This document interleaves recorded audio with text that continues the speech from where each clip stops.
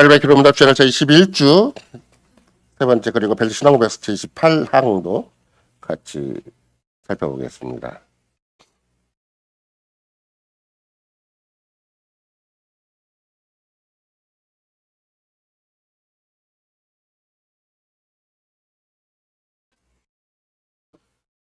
제53문답 거룩한 보편의 그리스도에게 관하여 당신은 무엇을 믿습니까? 나는 하나님의 아들이 모든 인류로부터 세상 처음부터 끝까지 그의 말씀과 성신으로 참여됨에 일치 안에서 영원한 생명을 선택된 교회를 자신을 위해서 모으시고 보호하고 보존하심을 믿습니다.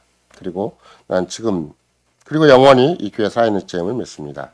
55문답 성도의 규제를 당신 어떻게 이해합니까? 첫째, 신자는 모두 또한 각각 그리스도의 지체로서 주 그리스도와 교제하며 그의 모든 보화들과 은사들을 함께 나눕니다. 둘째, 각 신자는 자기 은사들을 다른 지체들의 유익과 복지를 위하여 기꺼이 즐거이 사용할 의무가 있습니다. 56문답 지샘에 관하여 당신은 무엇을 믿습니까? 하나님께서는 그리스도에 만족해 하심 때문에 내 죄와 내가 일평생 싸워야 할 나의 주된 본성을 더 이상 기억하지 않냐 하시며 오히려 은혜로 그리스도의 의를 나에게 부여하시어 내가 결코 정죄받지 않도록 하심을 나는 믿습니다. 그래서 신앙고백서 28항입니다. 모든 사람이 그리스도에 가입해야 될 의무. 이 거룩한 휴집과 회중은 구속받은 자의 모임이며 여기를 떠나서는 구원이 없기 때문에 우리는 어떠한 사람도 그의 지위와 신분을 막론하고 여기서 물러나 떨어져 혼자 있는 것에 만족해서는 안 된다고 믿습니다. 모든 사람은 각각 교회에 가입하고 연합되어야 할 의무가 있으며 교회의 통일성을 유지하면서 교회의 가르침과 권징에 복종해야 하고 그 복에 예수 그리스도의 멍에를 매며 하나님께 동일한 몸의 지체로서 그에게 주신 재능을 따라서 형제 자매들을 세우기 위해 봉사해야 할 것입니다.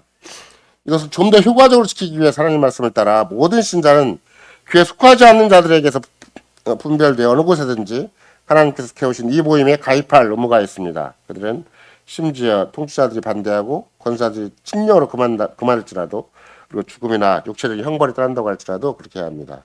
그러므로 교회에서 물러나 떨어져 있는 자나 가입하지 않는 자는 모두 하나님의 길을 거슬러 행하는 것입니다. 예수 그리스도에 사랑하는 성도 여러분, 우리는 특별히 하나의 거룩한 보편의 그리스도에 관하여 우리가 믿는 바를 지난주 같으면은 벨트 신앙고백서 제27항을 중심으로 살펴본 것도 있습니다. 오늘 또 특별히 벨트 신앙고백서 제28항과 연계되어서 할배기 로문답 54문답과 55문답이 어떻게 직접 같은 내용을 좀 더 자세하게 또 다른 방향에서 얘기하고 있는지를 살피고자 합니다. 이 고백서의 표현대로 한다면 할배기 로문답보다 훨씬 더 좀 더 생생하게 좀 더 구체적으로 아니면 좀 더 다른 언어로 이렇게 표현하는 바가 있는데 이게 여기를 떠나서는 구원이 없다라고 좀 과격한 표현이죠. 어떻게 생각을 한다면 일반 복음주의에서 용납할 수가 없고 또 웬만하면 우리 자신이라 한다 할지라도 이렇게까지 극단적인 표현을 쓸 수가 있는가 싶을 정도로 여기를 떠나서는 구원이 없다라고까지 확고하게 얘기를 해요. 더불어 한국적인 여건에서는 교회론이 기반이 되는 것이 아니라 구원론이 태반의 모든 설교의 기반이 되어 있기 때문에 이런 맥락에서 교회를 떠나서는 참 구원이 없다 이렇게 얘기를 하려면 교회가 그만큼 어떻게 보면 가장 객관적인 조건이 부여되어 있어야 되는 거고 또 교회가 어떤 신자와 불신자 간에 또는 우리가 아는 대로 한다면 언약 안에 있는 자와 언약 밖에 있는 자가 현재 구별되어 있어야 되는 건데 일반 교회는 누구나 오세요 해놓고 뭐 아무 금이 없고 문턱이 낮은 형태로 되어 있기 때문에 하물며 이런 말을 하기 어려워요.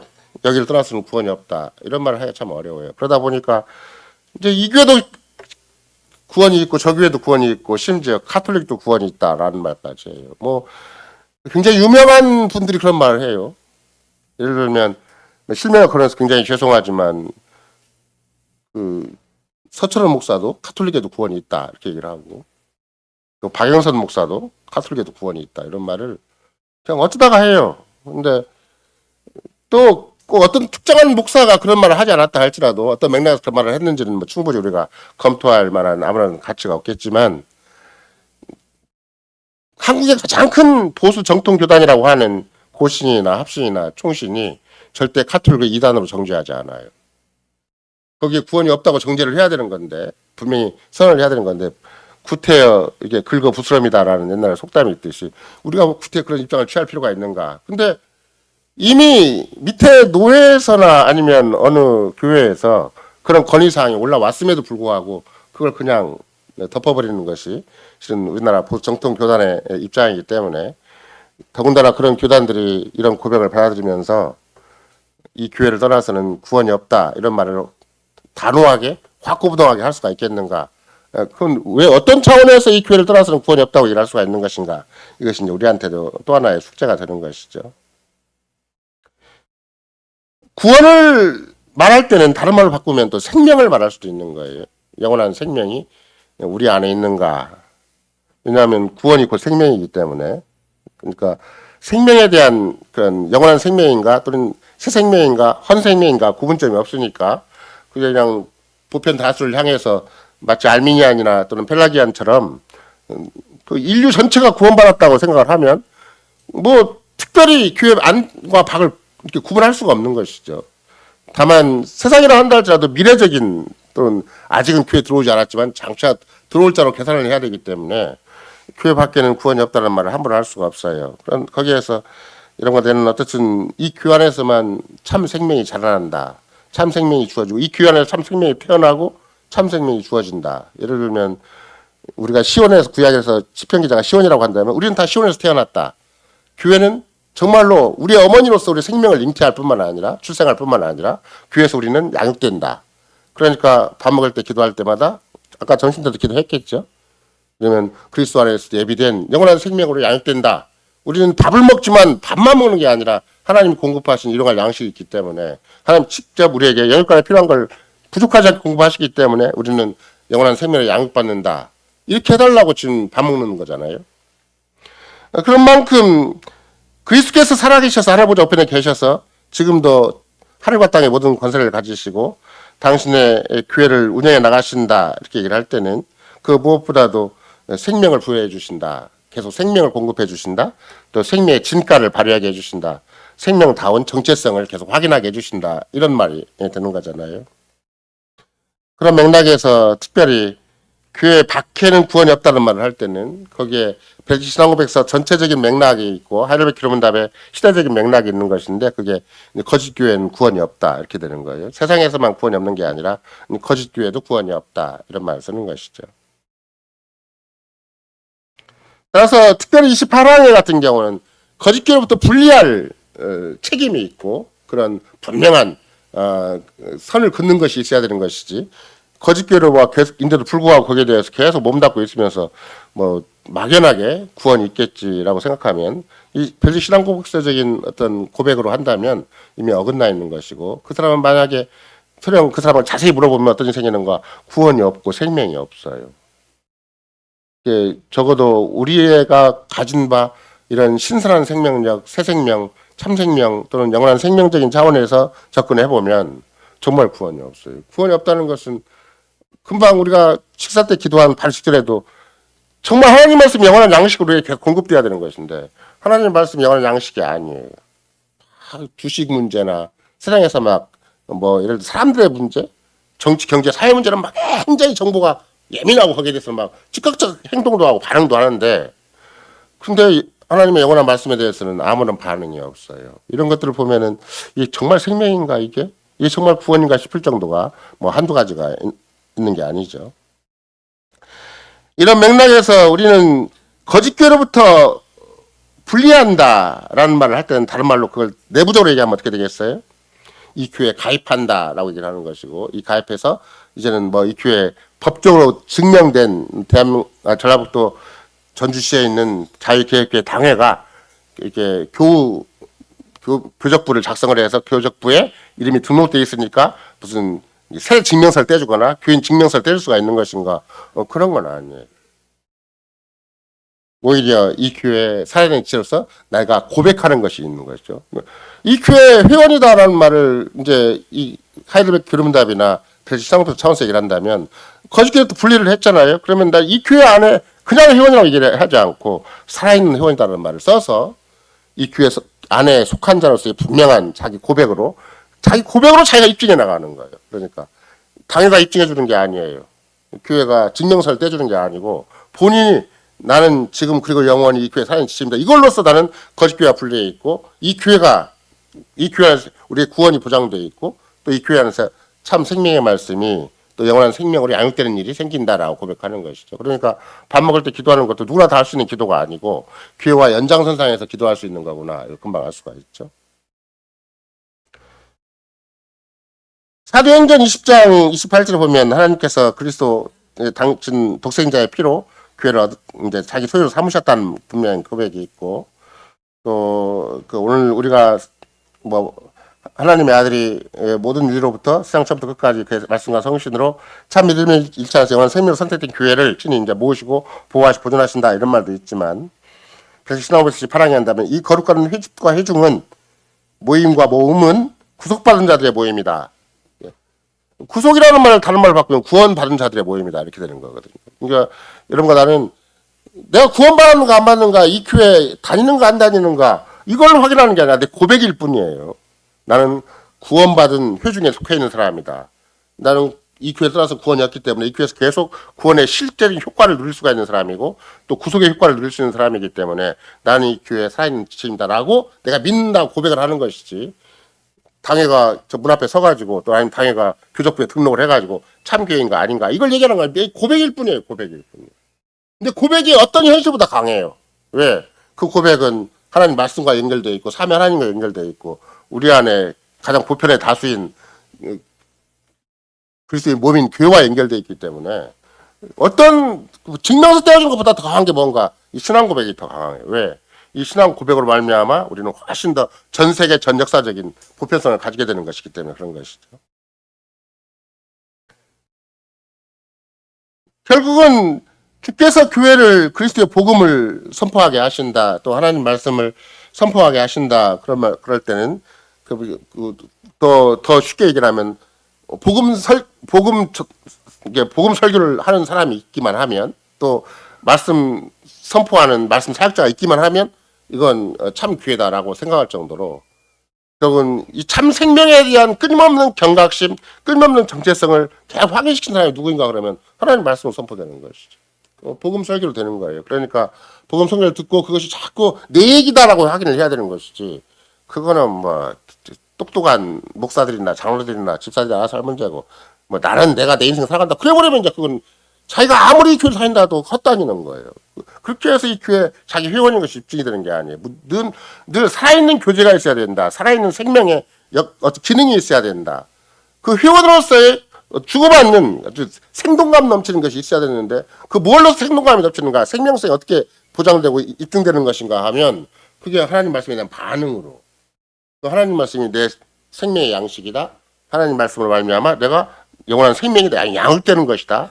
나는 세상 사람들은 그냥 밥만 먹고 그냥 아까 먹고 마시고 하듯이 그걸로만 세상 자기들 인생이 유지됐는지 알지만 우리는 하나님의 말씀이 양식이 된다. 영원한 양식이 되고 그렇게 해서 내 영원한 생명이 양육을 받는다라고 본인이 확인할 문제지 당회가 나서가지고 막 이렇게 물론 당회가 나와서 특별히 신방할 때마다 그런 삶의 계기를 주는 것이고 그걸 스스로 돌아볼 수 있도록 어떤 성찬 때마다 그걸 당회 어떤 관리 하에 두는 것이 주님의 방법이기도 하겠지만 그러니까 여러분과 내가 하다못해 하나님 말씀 복음 선포가 될 뿐만 아니라 적어도 성례 세례와 성찬이 바르게 시행되는 곳에서 당연히 이게 참 교회이고 내가 그 세례와 성찬을 잘 받으면 그게 바로 또 살아있는 교회 지체로서의 나의 존재성 나의 정체성을 확인하는 중요한 조건이 되는 것이죠.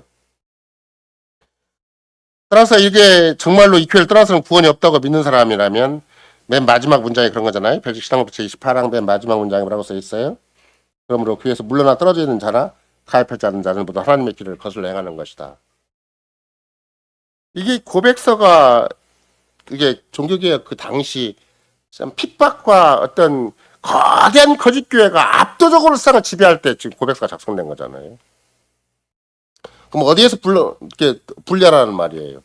카톨릭에서 분리하라는 말이에요. 빨리 카톨릭에서 분리하 나와서 눈에 보이는 교회는 어떤 교회인가? 그럼 여러분과 나처럼 이렇게 세상에 알아주지도 않는 교회가 이렇게 서 있어요. 이렇게 뭐 기도드레 같은 경우는 그게 뭐 교회 이름이 뭐 장미교회라고 한다면 그 장미교회 소수가 그냥 사람들이 모여 있는 거예요. 근데 이 고백서를 그들이 작성을 할 때, 그들이 믿고 고백을 할 때는 가톨릭에서 분리해서 이 작은 교회에 수록이 된다는 거예요. 그러니까 사도 바울 당대 때만 한다 할지라도 사도 바울은 옆에 유대인의 회당이 있고 바로 옆에 뭐 회당은 굉장히 건물도 참 어떻게 보면 규모 있게 지어져 있고 또 거기에 종교적인 체계도 있고 또 역사적으로 거기에 상당히 투자를 많이 했기 때문에 어느 만큼의 객관적인 근거를 가지고 있다 할지라도 그 옆에 있는 그 마가 요한의 집이나 아니면 유스도의 집이나 이런 회당장 그리스도의 집은 그 초라해요. 그 정통성이 없고 그들이 생각할 때는 아무 근거가 없는 가정집에 불과한 거예요. 우리가 요새 같으면 가정집인데 그게 참교니까 이 회당에서 나와서 이쪽 들어가는 것을 요구하는 거예요. 거짓 교회인 유대인 교회로 나와서 바로 회당장의 개인 집 아니면 유스도에 있는 집 이런 집으로 와서 거기에서 그냥 예배를 드리는 것이 진짜 참 교회다. 그래서 거기에서 행여라도 그냥 중간에 왔다 갔다 한다든지 애매모호하게 처신하고 있다든지 이건 자기는 살아있는 교회 회원이 아니고 왔다 갔다 하는 회원이 되는 것이고 그러면 생명도 옛 생명, 헌 생명이 막 왔다 갔다 하고 그러면 뭐 그 구원도 막 왔다 갔다 해버리는 사람이 되기 때문에 그런 사람의 경우는 자기에게도 아무런 뭐 자기 정체성에 대한 확인을 못하는 것이죠. 반대로 얘기한다면 뭐와 똑같은 것인가? 그리스도를 포기하는 행위와 똑같고 구원의 큰 생명수를 포기하는 것과 똑같다. 그래서 마치 그 우리가 사막이 있고 광야가 있다면 오아시스를 포기하는 것과 똑같다. 이런 거와 똑같은 거죠. 그러니까 거짓 교회는 그 시종일관 그 여러분과 내가 잘하는 대로 한다면 오늘 또 마태복음에 나온 것이 수고하고 무거운 짐진 자들아 또 그리스도께서 내게 나오라 해놓고 내가 너에게 주어지는 주님은 굉장히 쉽고 가볍다 얘기를 하잖아요.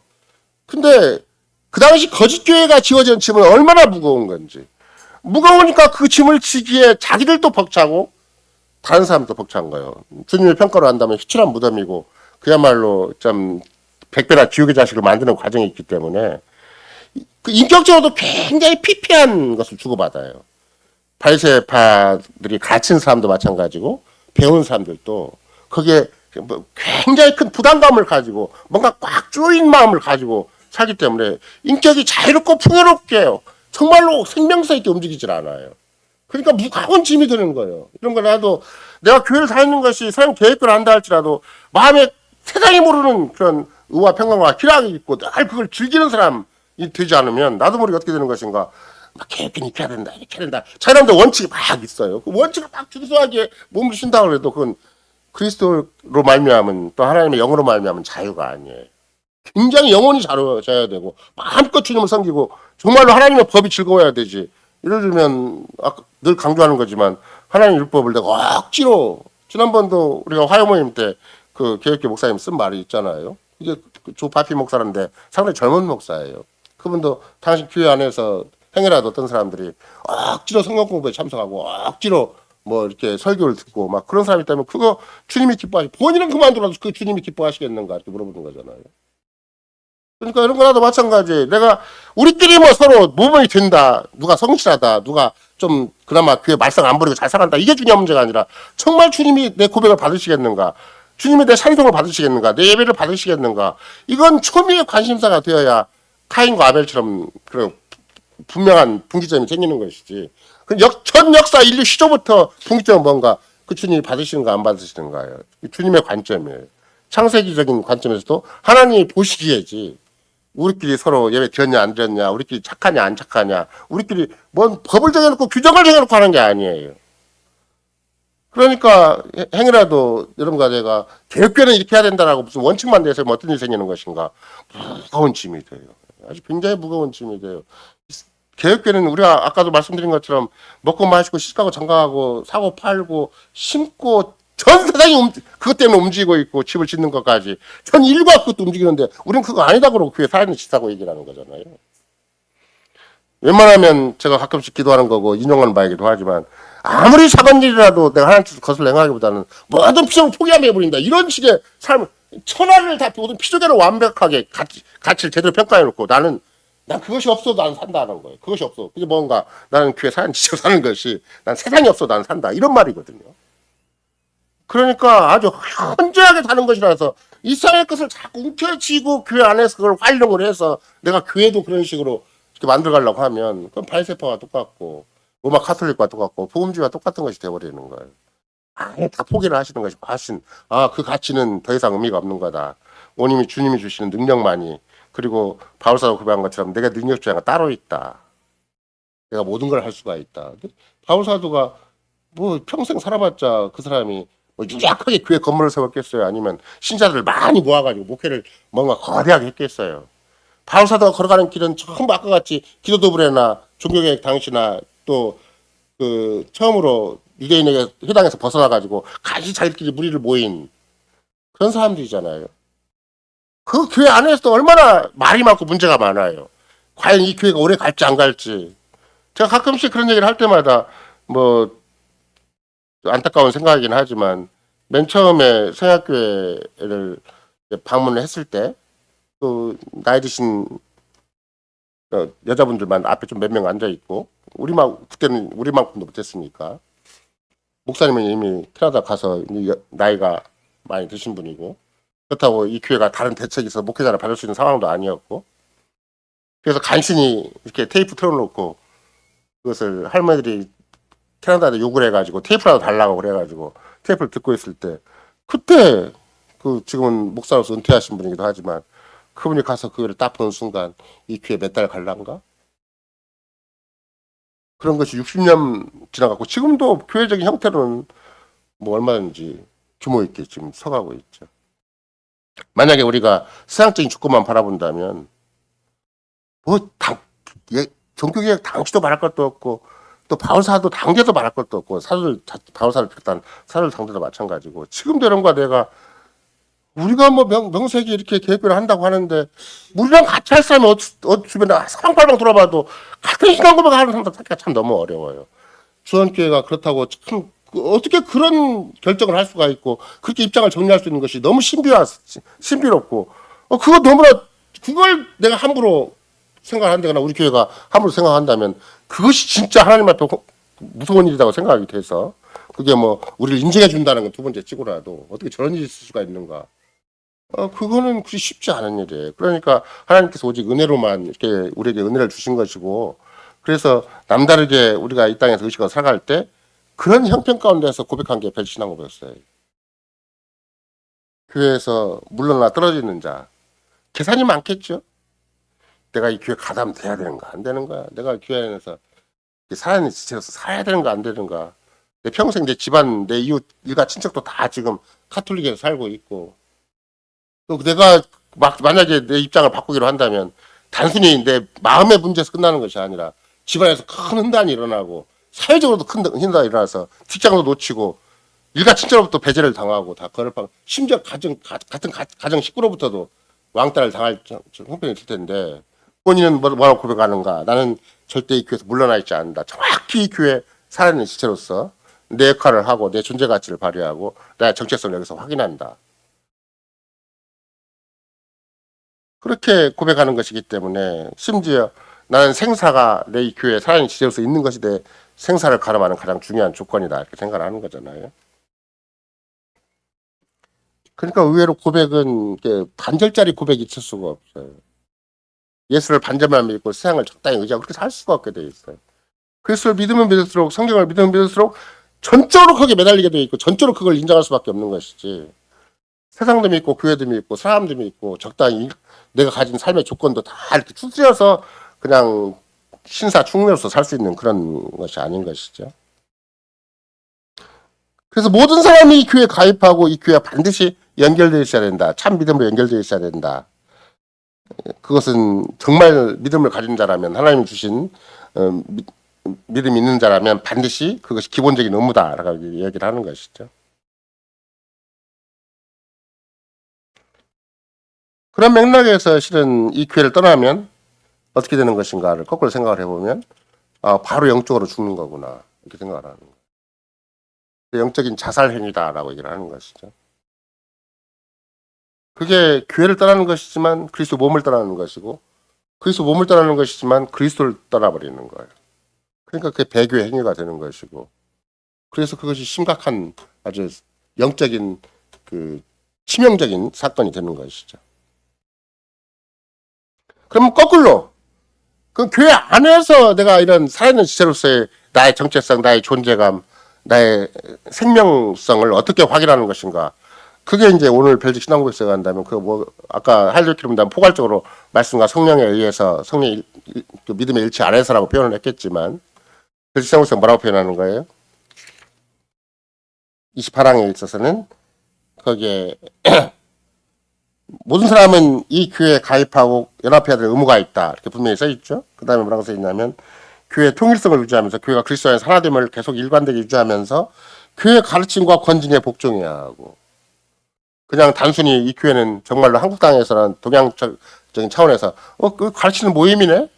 종교적인 무슨 교리를 가르치는가 보다. 그러니까 교회인가 보다. 이러는 게 아니라 정확히 그리스도의 말씀을 듣는 거예요. 그리스도에게 순종해야 될 의무가 있다. 이 교회 진짜 머리가 되신 분, 이 교회 왕이 되신 분, 이 교회 주가 되신 분 그리스도이신가 그리스도에게 순종해야 된다. 그러니까 진짜 참교회 내가 신장 아닌가 내가 사인 지체인가 아닌가를 뭘로 하는가 그러면 이 고백서에 한다면 그리스도의 가치과 권징에 복종해야 된다고 얘기를 해요. 그 당시 기도드브레와 그 장미교회 식구들이 발렌시아가 식구들이 권징을 얘기할 때 뭐가 되겠어요? 분리를 얘기하는 거예요. 분리를. 거짓교회로부터 빨리 분리하라는 거죠. 근데 분리하지 않고 계속 거기에 왔다 갔다 하는 사람이 있으면 그건 교회 가르침과 권징에 순종하는 것이 아니에요. 그것과 동일하게 같은 맥락에서 이제 고재수 목사님은 이 맥락에서만 우리는 그리스도의 멍에를 얘기를 해야 된다라고 얘기를 하지만 다른 목사님들은 이제 계속해서 아까 마태복음 11장에 나와 있는 얘기들을 포괄적으로 제공을 하죠. 왜냐하면 그 당대 그 유대인 사회 또 언약을 배반한 언약교회 유대인 유일신 종교라는 것이 그게 정말 무거운 멍에를 메고 있었기 때문에 그러나 예수 그리스도를 믿고 따르는 것이 어떻게 보면 기존 사회 틀을 포기하고 기득권을 포기하고 모든 기존의 체계를 다 포기하는 것처럼 보이지만 그래서 거꾸로 거기에 막 율법적인 것이 다 훨씬 더 자기한테는 더 익숙하고 더 그런 삶이 전부 다 그 종교적인 삶이 되고 그것이 메시아를 준비하는 삶이 될지는 모르겠지만 그러나 그리스도를 믿고 따르는 것이 훨씬 쉽다. 왜? 당신의 영으로, 당신의 말씀으로, 당신의 복음으로 다시 이끌으시는 것이기 때문에 전혀 새로운 멍에가 주어지는 거죠. 그 새로운 멍에가 뭔가 그게 그리스도의 친히 복음으로 계시하신 모든 것이죠. 그러니까 참 믿음을 주셔서 참 성신의 역사로 말미암아 우리한테 그리스도를 믿게 하신다. 그리스도를 의지하게 하신다. 그리스도를 주로 삼고 섬기게 하신다. 그 그리스도께서 말씀하신 대로 내가 복종한다. 이런 새로운 이제 신천 신지의 세계가 생기는 것이죠. 그래서 표현이 딱 한정돼 있어요. 그리스도 안에서 하나가 될 뿐만 아니라 그리스도 교회 통일성을 유지하면서 교회 가르침과 권징에 복종하고 그 복에 그리스도의 멍에를 매며 그래서 하나님께 동일한 몸의 지체로서 그들에게 주신 재능을 따라서 그러니까 이제 당연히 몸에 지체된 것은 뭘로 확인할 수가 있는가? 그러면 한 몸인 것을 뭘로 확인할 수 있는가? 그 몸에 내가 사는 지체가 뭘로 확인할 수 있는가? 그러면 그 교회 가르침과 권징에 복종하는 것이다. 이게 아주 선명하게 되어 있는 것이죠. 그래서 근본적으로 만약에 교회 가르침이 그리스도의 말씀이 아니다. 그 복음 설교가 아니다. 그러면 어떻게 되겠어요?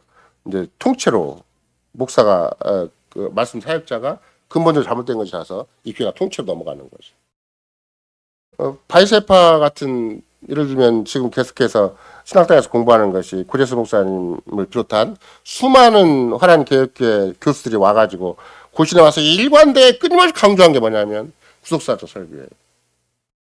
구속사적 설교가 아니면 뭘 가르쳤는가 그러면 한국교회 태반을 와서 보니까 구석구석 교회를 다니면서 보고 신학교를 바라보니까 태반의 교수들도 전부 도덕과 윤리를 설교하고 있는 거예요. 도덕과 윤리를 한참 설교하다 보면 어떤 일이 생기는 것인가? 이게 불교인지 기독교인지 이게 유교인지 아니면 선교인지 잘 구분이 안 돼요. 그리스도를 중심으로 한 오실 그리스도를 예비한 구약의 역사와 오신 그리스도 이후에 복음의 역사에 의한 그런 교회 역사를 말할 수 있지 아니하면 교회에서 설교하는 것이 전부 그냥 이게 마귀가 교묘하게 종교적인 단체를 유지할 수 있고 어떤 종교적인 효과를 낼 수 있는 기관을 들랑가는 몰라도 그게 그리스도 몸된 교회는 안 돼요. 그리스도 신부인 교회는 안 되는 거예요. 무조건 그리스도적이어야 돼요. 무조건 그리스도 중심이어야 되고 그리스도 안에 있어야 되는 것이지. 그래서 그리스도 안에 그리스도 중심을 이루어서 그리스도만을 의지해서 설교가 이루어져야 된다고 생각을 하기 때문에 이제 개혁교회는 그걸 철저히 분별해내는 거예요. 구속사는 설교를 하는 사람인가 아닌가.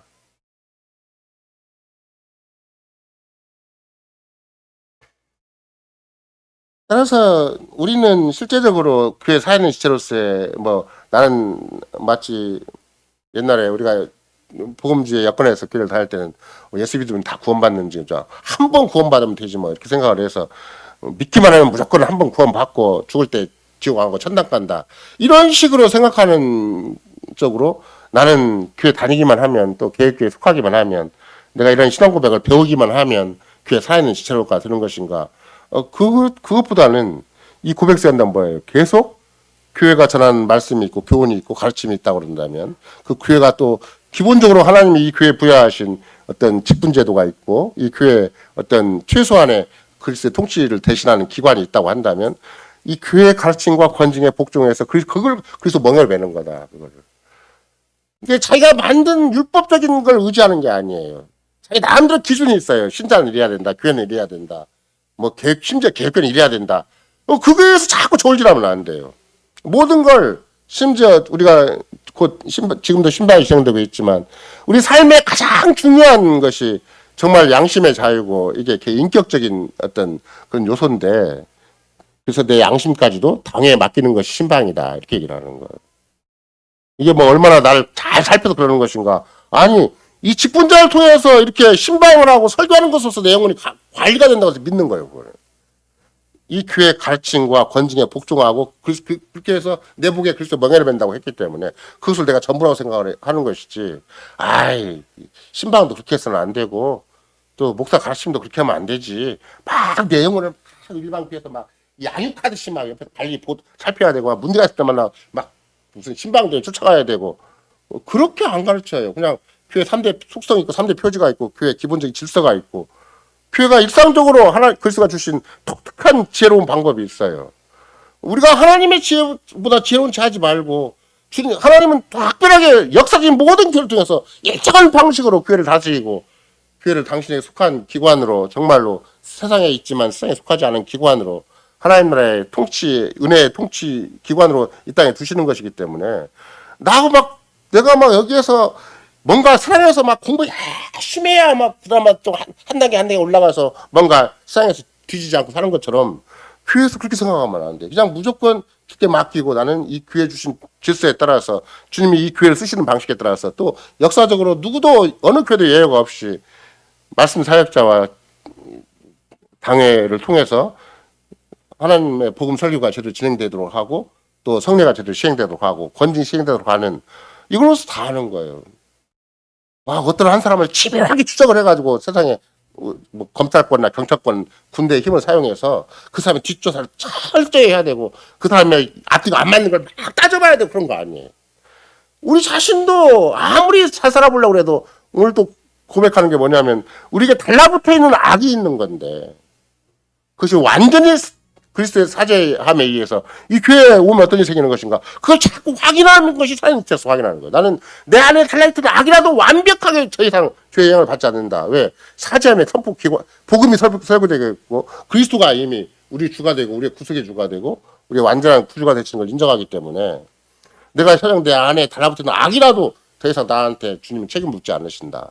당신이 이미 충분히 그걸 갚으셨다. 이걸 믿어야 되는 것이라서 복음 설교가 되지 않는 한 예를 들면 이 복음 설교가 안 되고 도덕과 윤리를 자꾸 설교해봐요. 그러면 이 양심의 가책만 쫙 있을 거 아니에요. 세상도 완전을 추구하는 게 있어요. 자기 나름대로. 여러분과 나도 살아버릇하는 게 좀 세상을 성실하게 살면 어떻게 돼요? 자꾸 자기 나름대로 성실적인 어떤 것에 의해서 뭔가 자기 정도가 있고 자기 수준이 있을 거 아니에요. 못 미치면 막 안타깝죠. 근데 근본적으로 내가 내 스스로는 도무지 내 의를 이룰 수가 없다는 걸 아는 사람이라면 그리스도만을 의지하게 되어 있는 것이지 자기 성실을 의지하지 않거든요. 절대 자기 의를 의지하지 않아요. 근데 세상에서 배운 것은 또 자기 의를 쌓아가는 방식을 배웠기 때문에 또 예수님 당대도 마찬가지고 지금도 카톨릭도 마찬가지고 복음주의자도 마찬가지지 자기 율법적인 의를 자꾸 쌓는 종교적인 공적을 쌓아가고 자기 마음대로 뭔가 선행을 쌓아가는 방식으로 우리도 모르게 자꾸 변질이 돼요. 구속의 은혜 때문에 하나님의 영이 우리에게 내재하기 때문에 정말로 죄로부터 자유롭게 되고 그런 인간의 연약함이나 아니면 세상으로부터 또는 마귀로부터 내가 얼마나 자유로운 존재인 것인가. 완벽하게 구속받았다고 완벽하게 해방됐다고 사이드밖에 롬담에서 고백을 하는 것이지. 아직 내가 뭔가 부족하니까 내가 열심히 노력해야 되는 것인가? 그런 거 아니에요. 그래서 구속의 은혜를 의지해야 내가 자유로워져요. 그걸 고백을 해야, 그걸 붙들어야 내 영혼이 자유로워지는 것이지. 그걸 빼놓고 내 혼자 열심히 노력한다고 내 의로움을 챙겨간다고 그래서 내가 자유로워지는 게 아니에요. 그래서 이전에도 한번 그런 표현을 쓴 적이 있었는데, 내가 이런 그리스도 구속의 은혜가 있는데도 불구하고 내가 내 의를 세우려고 하잖아요. 이거 수렁에 빠지는 거예요. 더 깊은 속에 자꾸 빠져요. 자기를 끝까지 자기 중심에서 끝까지 몸을 치려고 하던 것이 더 빠지고 더 빠지고 더 빠지는 거예요. 마귀는 그걸 굉장히 좋아해요. 자기를 버리고 자기를 부인하고 자기 십자가를 지고 주님을 따르기를 원하시지. 자기 거 챙겨가면서 주님을 따르기를 주님을 원하잖아요. 그러다 보면 이제 핑계가 많아지겠죠. 뭐 소도 사야 되고 아까 또 장가도 가고 시집도 가야 되고 뭐 아버지 장례도 치러야 되고 이게 세상적인 거 인간적인 것이 막 자기를 다 메고 있는 거예요. 근데 심지어 가장 결정적으로 메고 있는 건 뭔가? 그리고 먹고 마시고 장가 들고 시집가고 사고 팔고 심고 집을 짓는 거 그게 왜 존재하는 것인가? 그것이 예를 들면 여러분과 내 삶이 왜 안정돼야 되는 것인가?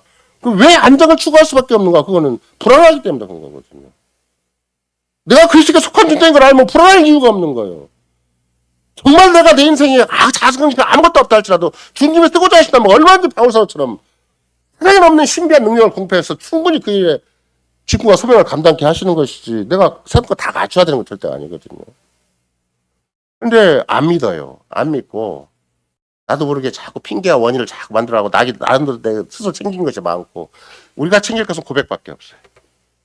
우리가 챙길 것은 새 일신을 따른 고백밖에 없는 것이지 다른 걸 챙기면 안 돼요. 그러니까 옛날에 벤플리트 교수가 지금 해밀턴 신학교 학장이 그때 해준 말씀 그런 거잖아요. 아침에 도시락 챙기듯이 좀 교리를 챙기라고. 제발 좀 교리 좀 챙기라고. 그 화란 캐나다, 호주도 마찬가지. 그 사람들도 자기도 모르는 새 순간 긴장하지 않으면 어느새 세상을 의지하게 되고 어느 사람을 의지하게 되고 어느새 자기도 모르게 고백을 벗어난 그리스도를 벗어난 교회를 벗어난 차원에서 자기 인생을 개선하기 시작을 하지. 그런 맥락에서 생각을 해보면 뭐 지금이야 그런 얘기가 별로 의미가 없겠지만 정말 제가 거기 갔을 때도 마찬가지고 처음으로 이런 우리가 거기는 추수감사절이 공휴일인데 추수감사절이 초대를 받은 곳이 이제 그 혜원이가 있었던 굉장히 부잣집이에요. 국제 무역도 하고 또 정말로 와인셀러라고 하는 우리 같으면 큰 냉장고잖아요. 그냥 와인셀러가 적당한 냉장고 아니에요. 막 큰 냉장고 안에 처음부터 끝까지 와인만 꽉 차 있어요. 그 집에 가서 밥을 실컷 대접하고 와인 한 잔씩 다 들고 동네 한 바퀴 돌면서 산책하는 정도니까. 근데 그 집도 그 계획기를 벗어났어요. 왜 그런 줄 아세요? 고백보다 자기가 지금 살고 있는 삶의 체계나 맺고 있는 인과관계가 더 커 보이니까 우리는 혜택을 다 받았죠. 혜원이도 혜택을 받고 나도 혜택을 많이 받고 그 부잣집의 혜택을 받았기 때문에 그 캐나다의 생활이 원만하게 잘 진행되기도 했고 근데 그분은 그 길을 벗어났어요. 왜 그러는 것인가?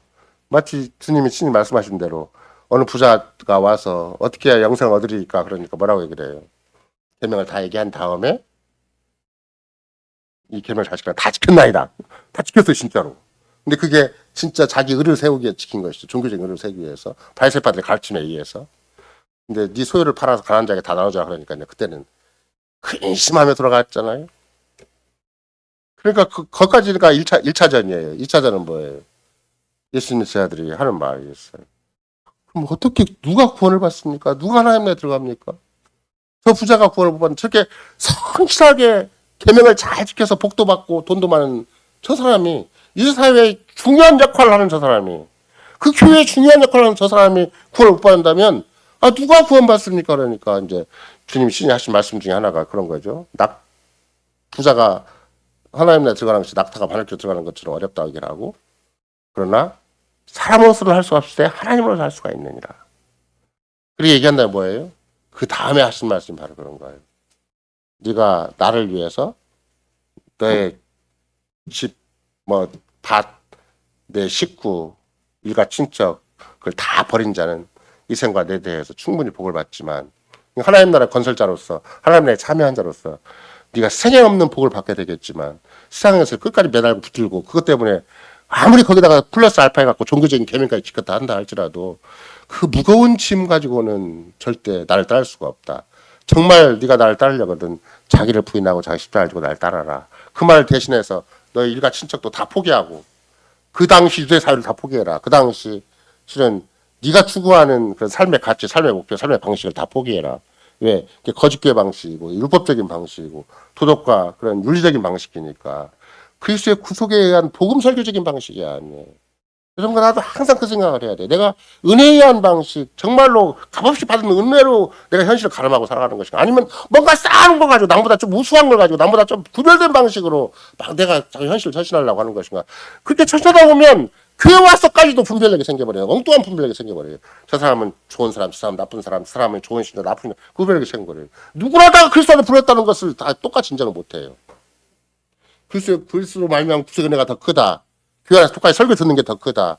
사람이 밖에 똑똑하고 잘나고 아무 상관이 없다. 돈 많고 적고도 아무 상관이 없고 실력이 있고도 상관이 없고 사람이 말 잘하고 못하도 아무 상관이 없고 무조건 그리스도 안에서 교회 나오는 것이 중요한 것이고 이게 큰 거고 이 교회 가입해서 활동하는 것이 진짜 사회의 지체가 되는 것이지 막 역할을 많이 하면 위대한 신자고 그런 거 전혀 없어요. 이 교회는 정상적으로 설교만 듣고 있어도 성례만 참여를 해도 건증에 따른 건증을 위한 신방을 잘 받기만 하더라도 그건 살아있는 지체가 되는 거예요. 복잡하고 어려운 게 아니에요. 그게 그리스도 멍에를 베는 거예요. 그게. 이 교회의 가르침과 건증에 복종해서 그 복에 그리스도의 멍에를 맨다라고 그래서 내가 지체로서 내가 할 일이 뭔가 그랬더니 다른 지체를 위해서 내가 할 일을 자꾸 찾는 거죠. 이제. 다른 지체가 말도 안 되는 지체들이죠. 내가 볼 때는 나는 이만큼 세상에서 먹고 살았고 이만큼 나름대로 세상에서 인정도 받고 살았고 그게 중요한 게 아니라 내가 카톨릭이라는 거대한 교회를 떠나서 이 교회에 가입한 거. 유대 사회를 떠나서 그리스도와 함께하는 사도들과 함께하는 거. 지금도 이런 고백을 하는 이 교회밖에는 구원이 없다고 생각을 해서 이 교회 안에서 살 길을 찾는 그것이 큰 거지. 그 고백이 크고 그 마음 주님이 주신 마음이 큰 거지. 세상에서 내놓으라는 건 조건은 아무 소용이 없는 것이다. 그걸 여러분과 내가 스스로 자꾸 확인할 필요가 있어요. 내가 정말로 은혜로 구원받은 자인 거, 정말로 복음으로 구원받은 자인 거, 정말로 오직 그리스도로 구원받은 자인 것을 내가 어떻게 확인하고 살아가는가. 그걸 자꾸 확인하고 또 확인하는 걸 신앙 고백이라는 거야. 그러면 굉장히 마음도 커지고 생각도 커지고 하나의 거룩한 부패의 그리스도 교회가 얼마나 위대한 것인가를 알게 되고 그래서 어떻든지 내가 마음에 준비하는 거 뭔가 주님이 나에게 주신 은사가 있고 내가 아직도 힘이 있고 아직도 내가 뭔가 할 역할이 있다면 다른 지체를 위해서 다른 지체 유익과 복지를 위해서 나는 무엇을 해야 될 것인가를 늘 생각한다. 그게 이제 성도의 규제란 말로 다 이렇게 연결되는 거야. 살아있는 지체의 성격은 분명해요. 애매모호한 게 아니에요. 행여라도 거기다 플러스 마이너스 알파 하면 절대 안 돼. 그리스도를 반절짜리 구조로 생각하고 내가 더 반절을 보태야 되는 것처럼 교회를 또 불완전한 교회를 생각을 하고 내가 그 안에 특별한 역할을 더 해야 되는 것처럼 그런 게 아니에요. 고백을 함으로 교회가 이루어지는 거고 고백을 함으로 살아있는 지체로서 서로 존재 가치를 확인하고 같이 한 교회 통일성을 유지하고 살 수가 있는 것이지. 우리가 그리스도에서 살아가는 것은 뭘로 유지하는 것인가? 내가 가진 실력으로 내가 가진 어떤 마음으로 내가 가진 행동으로 어떤 삶으로 되는 게 아니에요. 그것은 제 2차적인 문제예요. 정말로 그리스도를 믿는가? 정말로 그리스도를 의지하고 그리스도 안에 있는 것인가? 그래서 어떤 구원도 그리스도 밖에 없다고 생각을 하고 교회 밖에 없다고 생각을 하는 것인가? 내가 시시콜콜 모든 삶의 조건 사사건건이 있을 때마다 내가 그리스도 안에서 문제를 풀어가고 있는 것인가? 그러면 언제든지 그리스도의 교회를 내가 살아있는 지체로서 내가 활동하는 것이 되고 내 존재 가치나 정체성이 확인되는 일이 되지만 그렇지 않으면 나도 모르게 자꾸 무거운 짐을 지게 된다. 굉장히 영이 자유로울 때만 우리의 전인격이 그리스도 구속으로 충분히 감사하고 찬송할 때만 내가 마음껏 주께 순종하고 마음껏 헌신하고 마음껏 주를 위해 살 수가 있는 것이지. 행여라도 세상적인 조건에 의지한다면 절대 못한다 우리는. 내가 가진 것이 여러분과 내가 쌓아온 것이 그거 진짜 아무것도 아니에요. 내가 진짜 중요한 건 그리스도를 철저하게 믿고 의지하는 것이고 무조건 그리스도 안에서 내를 확인하는 것이고 오직 그리스도를 위해서 내게 주어진 모든 영육간에 주님 나에게 주신 것을 기꺼이 내 형제 유익과 복지를 위해서 내 헌신할 준비를 하는 것이 오히려 하나의 거룩한 부분의 그리스도 교회의 살아있는 지체가 될 뿐만 아니라 성도의 규제를 고백하는 자로서의 마땅한 삶의 태도다. 이런 것을 여기서 계속 고백하는 것이죠. 그러니까 어떻게 보면 이런 말들을 권징이 없는 복음주의 교회에서 할 수가 있겠냐고요. 복음 설교가 없는 교회에서 이런 얘기를 할 수가 있겠냐고.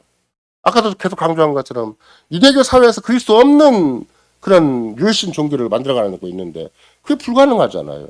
가톨릭도 자기 선행을 보태가지고 그래서 구속에다가 선행을 보태서 종교적 기관을 완성하겠다는 것이 가톨릭의 세계고, 지금도 복음주의 교회가 전도, 선교, 봉사를 막 명분을 내세워가지고 계속 헌금을 모으든지 아니면 활동을 하게 함으로 말미암아 복음이 아닌 것에서 자기 인생의 가치를 찾고 보람을 찾는 그런 현실에서 그렇게 하루하루 살아가고 평생을 살아간다 한들 그게 교회 밖에는 구원이 없다는 말을 할 수가 있겠는가?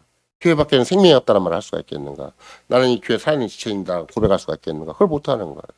나는 이 교회 철저하게 이 교회에 속한 자로서 이 교회 사연이 지체로서만 내가 오늘도 살고 내가 사는 것이 세상을 다 포기하고라도 이 가치와 이 나의 삶의 의미를 내가 찾는 것이 더 중요한 것이지, 세상적인 조건이나 인간적인 조건을 자꾸 부둥켜 안고 막 거기서 몸을 쪄봤자 그건 하나님 앞에 저는 가당치가 않다. 만약에 이런 거 내가 오전에 계속 살핀 바에 의한다면, 지난주까지 살핀 바에 의한다면 먹고 마시고 장가가고 시집가고 뭐 사고 팔고 심고 집을 짓는다 한들 그 진정한 목적은 인간도 없지, 가정도 없지, 교회도 없는 상황인데 인간 부재, 가정 부재, 교회 부재 현실 앞에서 이런 거 내가 뭘로 내 인생의 가치를 내세우겠어요? 아무것도 없잖아요. 반대로 교회 안에 사는 지체로서 사는 것이 가정이 존재하는 의미가 있고, 가정이 이 땅에 그나마 교회 추수판으로 존재하는 가정형적인 의의를 더 회복할 수가 있는 거고, 거기에서만 인간의 존재 가치나 존재 의미를 회복할 수 있는 것이라서 우리는 끝까지 교회 사는 지체로서 사는 것이 얼마나 중요한 것인가, 이런 것을 제3, 제4 확인할 수가 있습니다. 아멘.